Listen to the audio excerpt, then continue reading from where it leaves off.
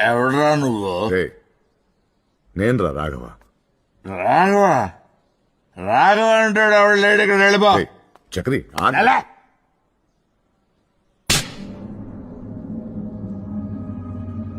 నువ్వు ఒక చెత్త నటుడువురా. మనిషిగా అంతకంటే నీచుడువురా. తప్పుడు నా కొడక. అందుకనేరా కన్న కొడుకు కూడా నిన్ను మెడపట్టుకు బయటికి గెంటేశాడు. నేను తింగ నా కొడుకుని కాబట్టి నీ కష్టంలో సుఖంలో నీకు అండగా నిలబడ్డాను రా. సొంత తమ్ముళ్ళ చూసుకున్నాను రా.